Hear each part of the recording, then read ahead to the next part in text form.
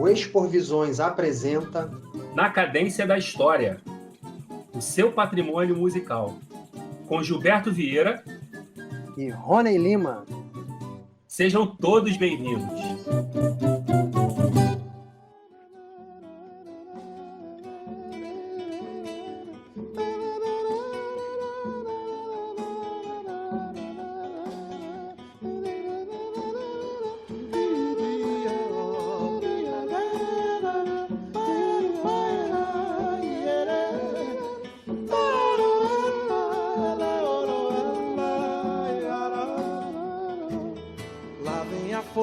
Lá vem a magia que me incendeia o corpo de alegria.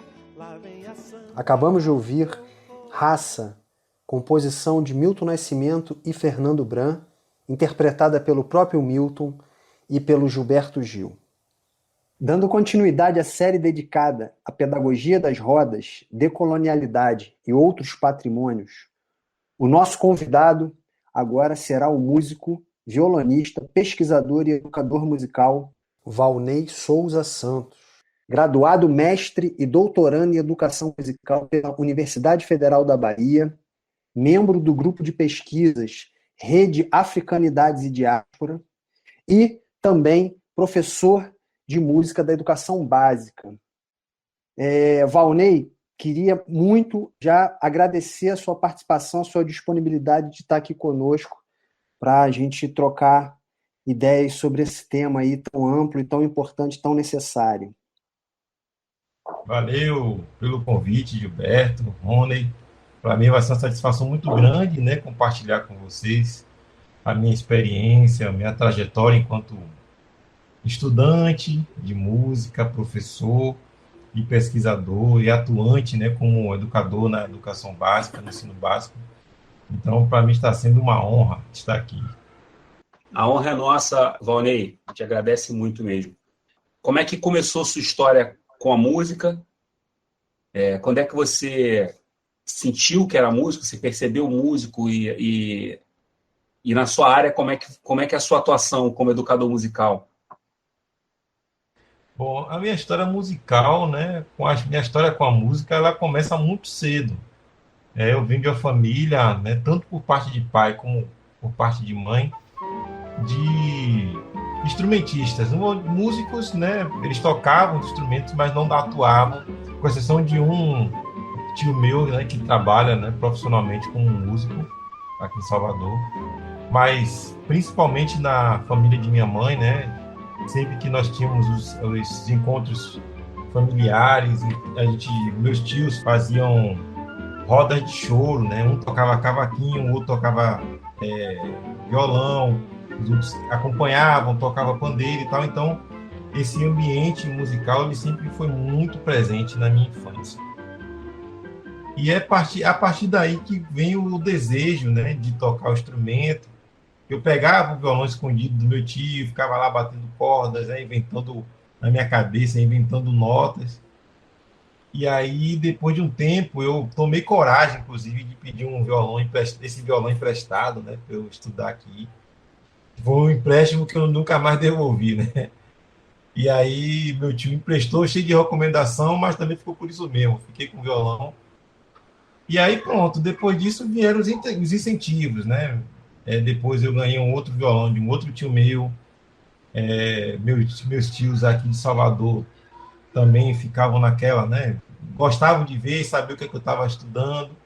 Então, eu sempre tive esse estímulo, né? Para tocar o instrumento. Já o ser músico já era uma questão, né? Minha tia me perguntava, mas Val, você vai fazer faculdade de música, você tem certeza?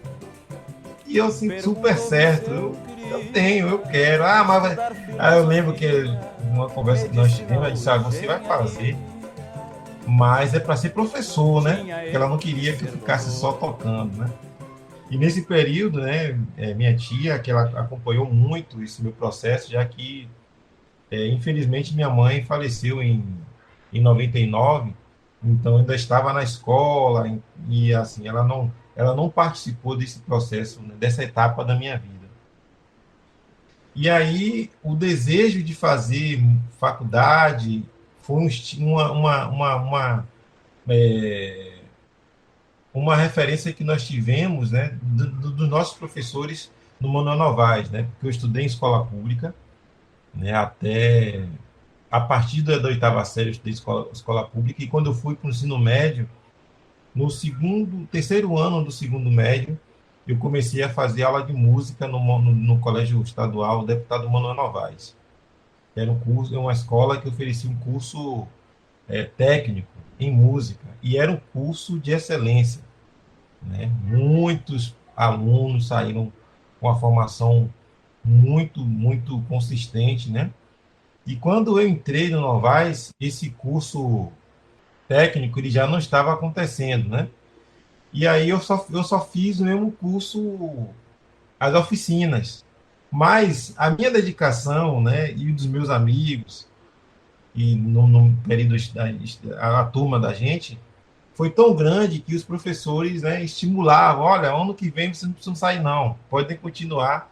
E nós acabamos ficando 4 anos, né, o tempo do curso técnico, dentro do Novaes, né, que o que seria para a gente um curso de uma oficina de música acabou sendo basicamente um curso técnico, porque a gente teve aulas durante esses 4 anos com os mesmos professores, então eu tive aula de violão, canto coral, percepção, improvisação, harmonia, e aí pronto, daí nós fizemos o vestibular, né, para o curso de licenciatura, que na verdade foi instrumento, depois a gente foi para a licenciatura, e aí pronto, daí para frente é isso, veio a graduação, aí depois de um tempo veio um mestrado, hoje o doutorado, né? Então a história, né? Eu digo que minha história musical ela surge desde que eu me entendo por gente, porque esse contato com a música ela sempre existiu,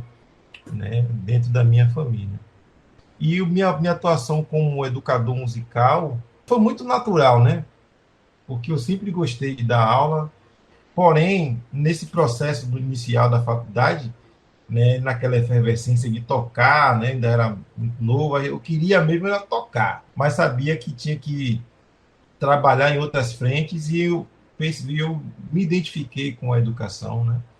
Vi que dar aula era um caminho promissor e que também me dava muita satisfação, né?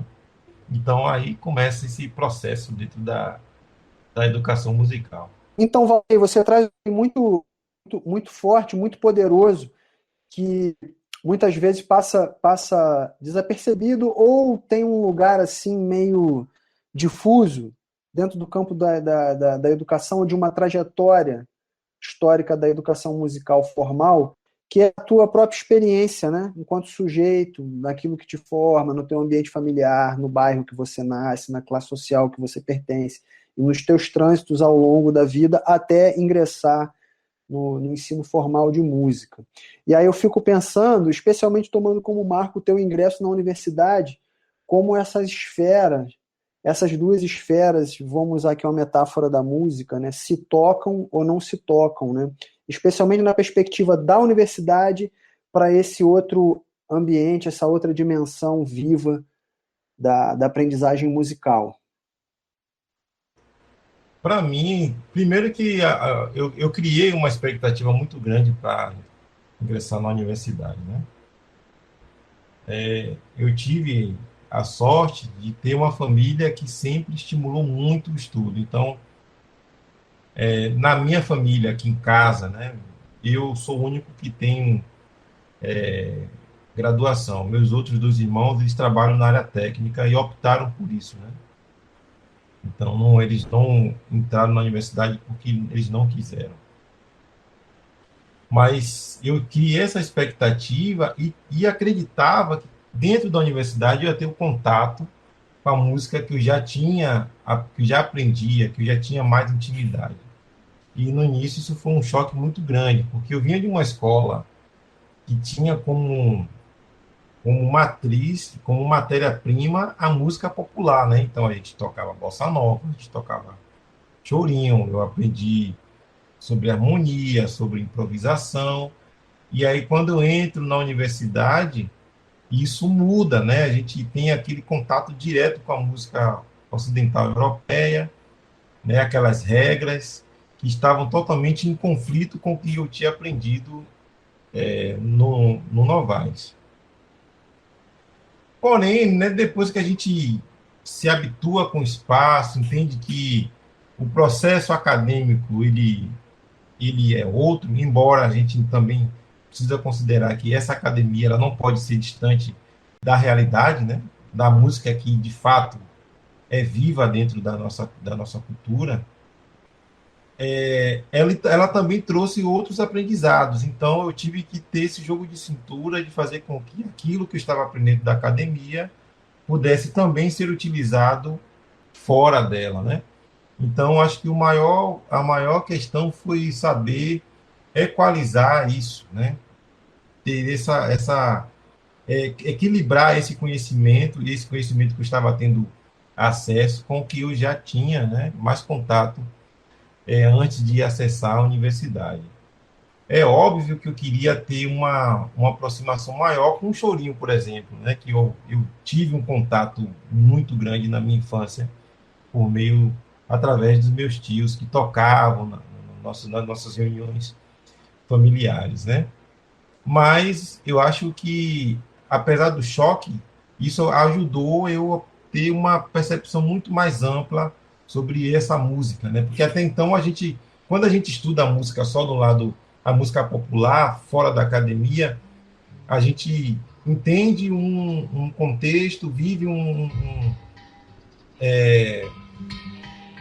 universo, né? Então, quando a gente acessa a universidade, você vê que a gente está entrando em um outro campo e que tem um outro contexto, uma outra percepção, né? É uma outra forma de se fazer música no mundo, né? Então, aí só de certo modo ajuda a gente a ampliar, né? E transitar por esses dois campos, né? Por esses dois territórios. Mas em algum momento você sentiu alguma questão assim vindo de algum professor, ou enfim, do próprio currículo como todo em termos de hierarquia? Porque uma coisa é a gente reconhecer a diversidade musical como um elemento potente e da própria natureza do fenômeno, música, né?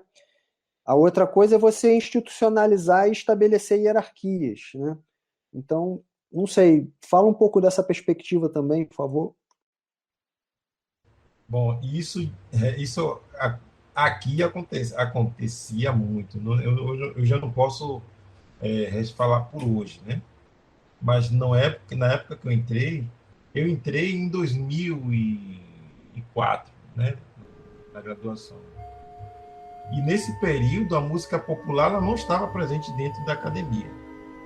Então lá se tinha cristalizado essa imagem de que a música estava sendo feita ali dentro, era música de excelência, os compositores de excelência, e que ocupavam um lugar de privilégio, né, não só de privilégio, mas considerada como se fosse alta cultura, né? A música feita dentro da universidade, aqui, né, era música que pertencia à alta cultura, música erudita. Então, a gente ouvia muita coisa negativa em relação ao que a gente tocava, né? Só que o que eu achava interessante é que aquilo que eu sabia tocar e as leituras, a forma como eu conseguia decifrar, eu e os meus amigos, né, da época, a leitura de cifras, né, decodificar aqueles símbolos, o acompanhamento, era um conhecimento que muitos lá dentro não tinham, não sabiam, não faziam ideia, né?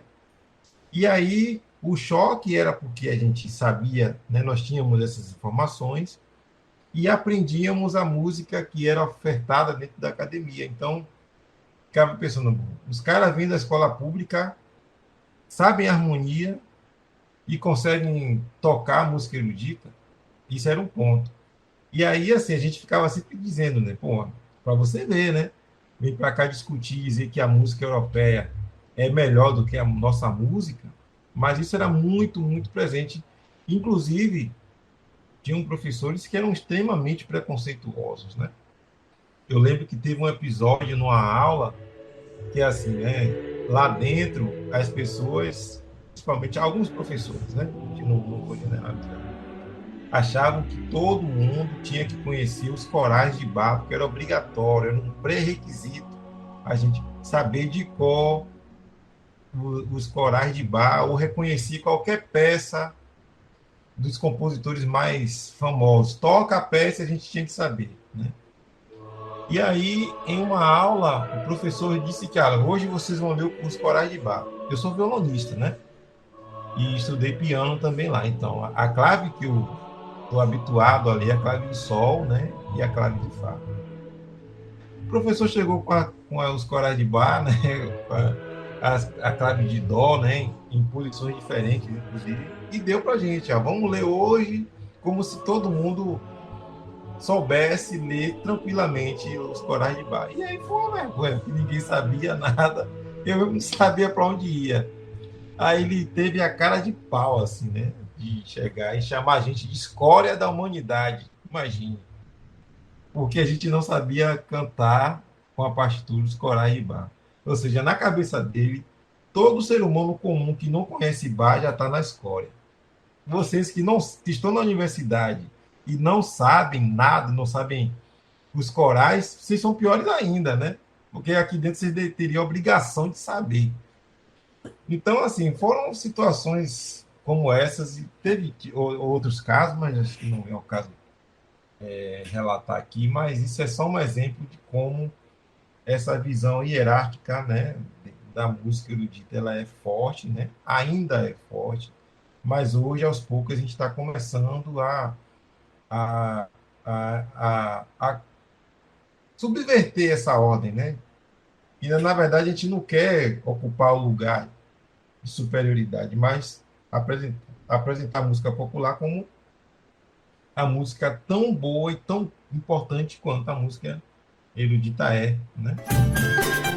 Terminamos assim mais um episódio do Exposições na Cadência da História. Queremos agradecer a audiência de vocês. Críticas e sugestões são sempre bem-vindas. E não deixem de visitar o blog exposições.com. Até a próxima!